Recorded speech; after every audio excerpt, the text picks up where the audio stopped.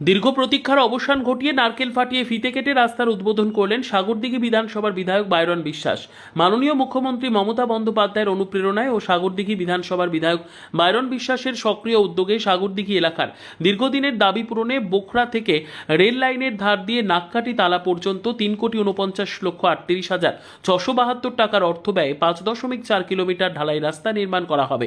এলাকার সাধারণ মানুষ জানিয়েছেন, বর্ষাকালে সাগরদিঘি যাওয়ার জন্য রেল লাইনের ধার দিয়ে রাস্তা খারাপের জন্য কোনোভাবেই যাওয়া যেত না। এর জন্য 12 নম্বর জাতীয় সড়ক অবলম্বন করে রতনপুর হয়ে দীর্ঘ 5 কিলোমিটার রাস্তা পাড়ি দিয়ে সাগরদিঘি যেতে হতো। এখন এই রাস্তাটি হয়ে গেলে খুব অল্প সময়ের মধ্যেই সাগরদিঘি যাতায়াত করা যাবে।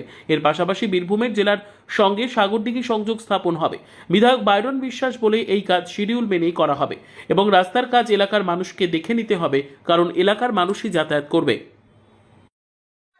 বলবো সাধারণ মানুষকে কি যে এটা অনেক দিনের দাবি ছিল, এটা আমি কোন রকমে করাতে পেরে আমি নিজেকে ধন্য মনে করছি যে মানুষের কোনো কাজে লাগতে পারলাম।